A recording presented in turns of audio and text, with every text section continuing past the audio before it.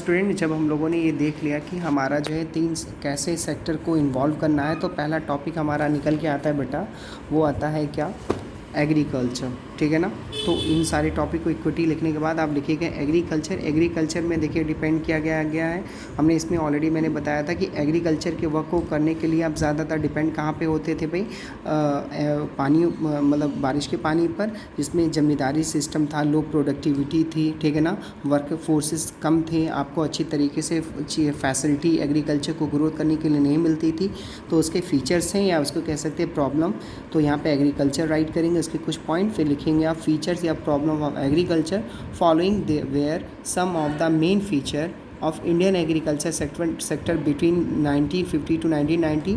पहला हेडिंग लिखेंगे लो प्रोडक्टिविटी, यानी जो आप प्रोडक्टिविटी आपकी थी वो लो क्वालिटी की, तो वो अच्छी नहीं थी, यानी बहुत ही कम ज़्यादा प्रोडक्टिविटी होती थी। यानी पॉपुलेशन आपकी थी 70,000 उस वक्त जो थी हमारी जो पॉपुलेशन थी 70 करोड़।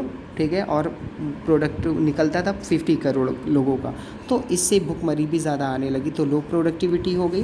डिसगाइड अनएम्प्लॉयमेंट, आपको बताया डिसगाइज अनएम्प्लॉयमेंट क्या होता है, मैंने उसमें पिछले क्लासेस में बताया था। High dependency on rainfall, dependency on rainfall, ज़्यादातर किस पे डिपेंड होते थे भाई, रेनफॉल पे, बारिश होगी तभी जो है फसल उगाई जाएगी, तभी जोती जाएगी, क्रॉपिंग होगी, अदरवाइज़ नहीं होगी। Subsistence farming, it is the practice of growing crops only for one own use without any surplus of trade, यानी वहाँ पे इस वक्त जो है फार्मिंग करने का तरीका सिस्टम उतना अच्छा नहीं था जिस तरीके से हुआ करता था। आउटडेटेड टेक्नोलॉजी, आपकी जो टेक्नोलॉजी थी आउटडेटेड थे।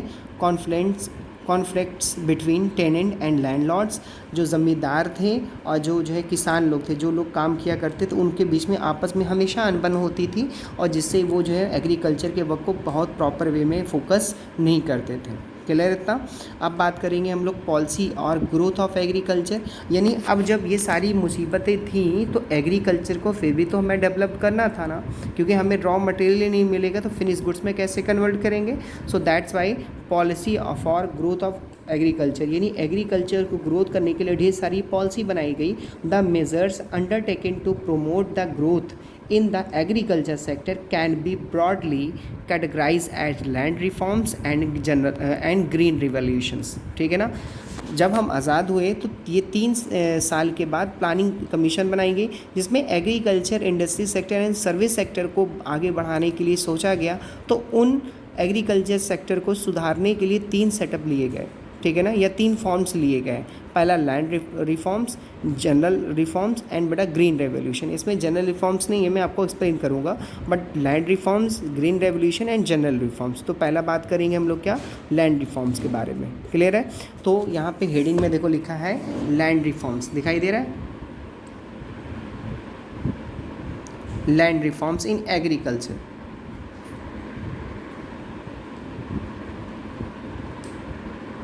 लैंड रिफॉर्म्स इन एग्रीकल्चर, कृषि भूमि में सुधार। तो पहला था एबोलिशन ऑफ इंटरमीडिएटरीज। अब ये क्या है समझो ध्यान से इसको, one of the most important. So my first question is what is zamindari system, क्योंकि इंटरमीडिएटरीज का मतलब जमींदारी सिस्टम है में आता है। क्लियर है। तो इंटरमीडिएट्स का मतलब होता है जमींदारी सिस्टम क्या था। जमींदारी सिस्टम ये था ना कि गवर्नमेंट जो है ज़मींदारों को कहती थी कि फार्मर से तुम क्या ले लो, तुम फार्मर से जो है कुछ परसेंटेज तुम जो है फार्मर से तुम जितने भी परसेंटेज वसूलोगे एग्रीकल्चर के बेसिस पे, उसका जो है कुछ परसेंटेज 1-2% अपने पास रखना, बाकी मुझे दे देना। क्लियर है इतना। मगर जो है एबोलिशन ऑफ इंटरमीडिएट्स में जब अंग्रेज चले गए और जब प्रधानमंत्री आए तो उस वक्त ये एग्रीकल्चर ग्रोथ नहीं कर रहा था, तो इसीलिए उन्होंने कहा कि ज़मींदारी सिस्टम को ख़त्म कर दिया जाए। यानी जितने भी ज़मींदारों के पास लोगों की ज़मीनें रखी थी, जो ज़मींदार की खुद की ज़मीन नहीं थी बल्कि किसानों की थी, वो तो गवर्नमेंट ने, ब्रिटिश गवर्नमेंट उनको अथॉरिटी दिला के रखी हुई थी कि तुम इसके मालिक बन सकते हो और अपने मालिकाना अधिकार पर इससे काम करवा सकते हो, जो कि उनकी ज़मीन नहीं थी। ठीक है ना। अब जैसे फॉर द एग्ज़ाम्पल आपके घर में 2 भाई हैं और बड़े भाई को अथॉरिटी दे दी गई कि तुम घर चलाओ और छोटा भाई जो है तुम्हें कोऑपरेट करेगा। अब पापा किस दिन के लिए बाहर चले गए तो पूरा घर तुम्हारा थोड़ी ना हो गया, वो तो तुम्हें सिर्फ काम करने के लिए बोल के गए ना कि जब तक मैं नहीं आता तब तक करो। अब तुम सोच रहे हो कि तुम्हारा मालिकाना हक है, तो ऐसा तो नहीं हो सकता ना। सेम कंडीशन गवर्नमेंट ने सिर्फ ज़मींदारों को बोला कि तुम्हारे पास अथॉरिटी दे रहे हैं कि फार्मर्स के से काम करवाने के लिए उनकी ज़मीनों के पेपर अपने पास रखे रहो। अब ऐसा नहीं कि ज़मीन का पेपर रख लिया तो आप मालिकाना हक हो गए, मगर जब अंग्रेज चले गए तो ज़मींदार होने लगे थे। तो फिर किसानों की जो ज़मीनें थी वो जो है जिनके पास रखी हुई थी मॉर्गेज के तौर पे, ज़मींदार के पास या लोन के तौर पे, तो वो क्या करने लगे कि गवर्नमेंट ने कहा कि जितनी भी ज़मीनें जितने भी लोगों की हैं और जो लोग जिस पे काम कर रहे हैं वो ज़मीन उनको ही मिल जाएगी और उस पर वो काम करें, किसी को आपको देने लेने की कोई ज़रूरत नहीं है। ठीक है, यानी किसान जैसे मान लीजिए कि जो ज़मींदार हुआ करते थे वो जो है उनकी खुद की ज़मीन तो थी नहीं, और मान ली खुद की थी भी तो किसी खुद से जो है खेती तो करेंगे नहीं, तो वो जो है छोटी कास्ट लोगों को जो है दे देते थे ज़मीन, कहते थे भाई इस पे खेती करो, उसका 30% 40% मुझे दे देना, एग्रीकल्चर जो भी जनरेट हो, और बाकी अपना रख लेना। अब क्या हुआ कि जब जो है उस वक्त गवर्नमेंट आई तो उस वक्त लग गई सिकमी। क्या लग गई? सिकमी लग गई। सिकमी का मतलब क्या हुआ कि सिकमी का मतलब ये कि गवर्नमेंट ने रातों रात बजट पास कर दिया, बिल पास कर दिया कि जिन किसानों के पास जिसकी भी ज़मीनें हैं वो उसकी ही हो जाएगी, किसी और को देने की ज़रूरत नहीं है। तो समझ लो रातों रात ज़मींदार जो है, नवाब जो है एकदम भिखारी हो गए, और जिनके पास जो चमार कास्ट के, जो छोटे कास्ट के थे, सॉरी बेटा एब्यूज़ नहीं है, मतलब जो कास्ट है चमार, जो ST वाली जो कास्ट है, जो छोटे तबके की कास्ट थी, वो उस पर काम करके उसके खुद पे खुद मालिक हो गए। सोच लो, रातों रात वो करोड़पति हो गए, वो जो वो क्या बोल सकते हैं इसको, भिखारी हो गए एक तरीके से समझ लो। तो यही कंडीशन थी। The idea behind this setup was the ownership of land would give intensive to the actual filler to make improvement. अब किसानों को के पास जब खुद की ज़मीन तो थी नहीं, वो जब ज़मींदारों की ज़मीन पे काम करे तो बेमन से काम करते थे। अब जब उनको खुद की ज़मीन उनको मिल जाए या उनको ज़मीन उनको दे दिया जाए तो और मूड से काम करेंगे। तो इस आइडिया के पीछे मेन पर्पस था कि ओनरशिप लैंड की है वो टिलर, किराएदार जो है, जो बन के रखे हुए थे, जो किसान लोग हुआ करते उनको दे दिया जाए, यानी किसान को वापस दे दिया जाए, ताकि वो उस ज़मीन का मालिक बनने के बाद अच्छे तरीके से काम करे। इसमें नियरली 2 लाख टेनेंट, समझ रहे हो, 2 लाख लोग into direct connect with the government. जब ज़मींदार बीच में से हट गए तो 2 लाख फार्मर को उनकी लैंड वापस मिल गए और वो डायरेक्ट गवर्नमेंट से जुड़ गए। The ownership right granted to tenant give the incentive to increase output and growth in the agriculture. इस वजह से एग्रीकल्चर खुद कुछ हद तक बढ़ गया। Land selling, fixing and the specific limit of land which would be owned by the individual. Land selling क्या है इसको समझ लीजिए, एग्ज़ाम में 2 नंबर का आता हुआ है, ये 1 नंबर का आता हुआ है। तो क्या है लैंड सेलिंग का मतलब? वहाँ होता है कि हर फार्मर को एक एरिया दे देना फार्मिंग करने के लिए गवर्नमेंट के द्वारा, यानी गवर्नमेंट के ज़रिए, इसको लैंड सेलिंग कहते हैं। जैसे फॉर द एग्ज़ाम्पल मेरे पास ना, मैं ज़मींदार हूँ, मेरे पास इतनी ज़मीन है, ठीक, अब मैं खुद तो काम करता नहीं, तो मैंने गवर्नमेंट ने देखा कि इनके पास ये ज़मीन है, इतने पे ये काम करते हैं और इतने पे ये काम नहीं करते। तो क्या हुआ कि ये किसान था, इसने कहा कि माई बाप गवर्नमेंट आप हैं, आप जो कहें साहब कहें, मेरे भूखे बच्चे भूखे मर रहे हैं। तो उन्होंने कहा कि ठीक है, ज़मींदार जी का ऐसा है कि ये जो ज़मीन है तुम तुम्हारे किसी काम के तो है नहीं और तुम कुछ काम तो करते नहीं, तो ये ज़मीन का अधिकार अब दे दिया जा रहा है इसको। और इतनी ये ज़मीन तुम्हारी खुद की नहीं है, बल्कि तुमने भी कहीं से कब्जा किया हुआ था जब ब्रिटिशर थे। तो ये ज़मीन अब हम दे रहे हैं किसको? इस फार्मर को, ये इस पे काम करेगा, ठीक है ना। तो ये इतना दे देते थे इसको। फिक्सिंग द स्पेसिफिक लिमिट, अगर मान लें किसी के पास जो है हद से ज़्यादा ज़मीन है और वो उस पर काम नहीं कर रहा, ऐसे बंजर भरी पड़ी है, देखा होगा अपने गांव देहातों में कई ज़मीन पड़ी रहती हैं और उस पर कोई खेती नहीं, अगर उस पर फसल उगाएं तो कुछ तो अनाज निकलेगा ना। आज भी प्रेजेंट टाइम में बता दूं, अभी कल की मैं रिसेंटली बात बताऊं, मैं आपकी क्लास के बाद जो है मैं गया था इधर साइड गिरधरपुर की तरफ, कई ज़मीनें ऐसी हैं जो ऐसे पड़ी हुई हैं, अगर उस पर खेती करें ना तो कम से कई सौ टन की बात हो रही बेटा, केजी की बात नहीं करो, कई 100 टन अनाज आपको मिल सकते हैं, मगर बस वही है कि करने वाला कोई है नहीं, ठीक है। तो यहाँ पे क्या है भाई कि fixing and specific the limit of land which would be owned by the individual, ठीक है। Beyond the specified limit all lands belonging to a particular person would be taken over by the government and it will be allotted to landless farmer। यानी जिनके पास ज़मीनें ज़्यादा हैं उनसे लेकर के किसी ऐसे को दे दीजिए जिनके पास ज़मीनें नहीं हैं। क्लियर हो गया इतना?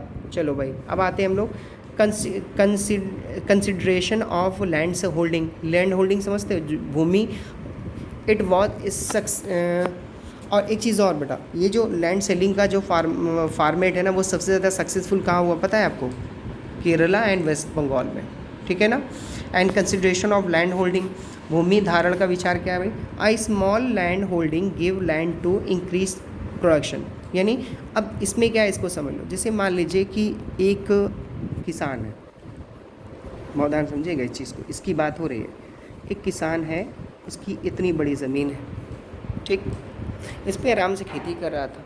अब क्या हुआ, उसके 3 बच्चे हो गए, इनफैक्ट 4 बच्चे हो गए, छोटे छोटे प्यारे नन्हे मुन्ने से 4 बच्चे हो गए। मगर ये छोटे छोटे थे, नन्हे मुन्ने थे, अब बड़े हो गए तो बहुत खूंखार हो गए।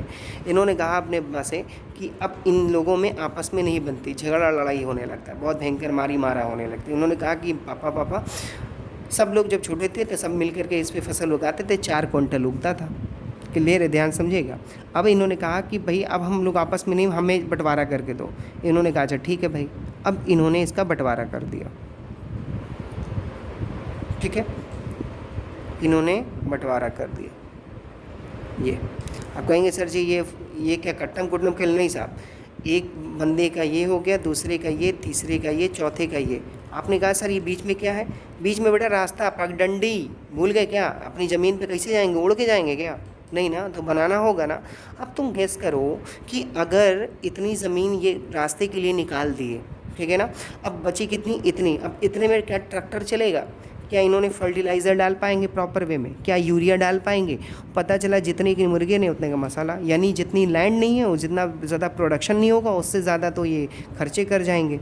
इसीलिए ये पूरी की पूरी फिर इन्होंने कहा कि भाई कौन जाए इसको करने के लिए? एक काम करो, इसको जो है ना, इसको ऐसे छोड़ दो, हम लोग जाते हैं कहीं काम करते। फिर ये लेबर वाला काम करने लगते हैं, किसी दूसरी जॉब करने लगते हैं। सोचो, ये अपने यहाँ ज़मीन के मालिक हुआ करते थे, अब वो आप ही के यहाँ के जो है लेबरी का काम करते हैं, आप लोगों के यहाँ जूठा बर्तन वगैरह उठाते हैं, रखते हैं, उठाते हैं, काम करते हैं नौकरी के चक्कर में। मगर अब क्या है, अब क्या उनको कुछ नहीं मिलता प्रॉपर वे में। तो ये पूरी की पूरी लैंड, ये जो है 4 टन जो एक वक्त था जो प्रोडक्टिविटी 4 क्विंटल निकालती थी, अब कुछ निकल रहा है इस पर? नहीं ना। तो इसीलिए गवर्नमेंट ने कहा कंसिडरेशन ऑफ लैंड होल्डिंग। जिन लोगों के पास लैंड है और जो बटा हुआ है, एक काम करो, किसी के पास ये ज़मीन है, दूसरे के पास ये ज़मीन है, तीसरी ज़मीन इनके पास यहाँ पे, चौथी ज़मीन यहाँ। जैसे फॉर एग्जांपल मेरी ज़मीन एक जौनपुर में है, एक इलाहाबाद में, एक बनारस में, ठीक है। नहीं ये ज़्यादा हो गया, मतलब एक बिस्सा ज़मीन मेरी जो है बड़ी मस्जिद के पास, एक ज़मीन जो है डॉक्टर जिमरंडस के पे, एक ज़मीन एक बिस्सा पुरानी बाज़ार की तरफ, सब अलग अलग। तो गवर्नमेंट ने कहा कि ऐसा है कि 4 जगह तुम्हारी ज़मीन है और कोई फसल नहीं उग रही, तो एक काम करो, तुम्हें हम एक जगह ज़मीन हम अलॉट कर देते हैं, और ये जब तुम्हारी इकट्ठा हो जाएगी तो इस पर फसल उगाओ। इसी को कहते हैं लैंड होल्डिंग। क्लियर हो गया? ऑपरेटिंग और जॉइंट फार्मिंग। जॉइंट फार्मिंग का मतलब क्या होता है भाई? It means group farming which help in reducing per unit cost of raw material purchase and give non bargaining market. जैसे फॉर एग्जांपल एक बंदा जाता है, कहता है कि साहब मुझे 1 क्विंटल जो है ना वो दे दीजिए, फर्टिलाइज़र दे दीजिए। 10 रुपये के हिसाब से प्राइस हो गई उसकी, 1 क्विंटल 100, 10 रुपये के हिसाब से पैसा हो गया 1000 रुपये। क्लियर इतना? और इसी तरीके से अगर 100 लोग चले गए, इसी तरीके से 10 लोग चले गए, तो कितने पैसे हो गए? 10,000 रुपये देने पड़ जाएंगे, ठीक है।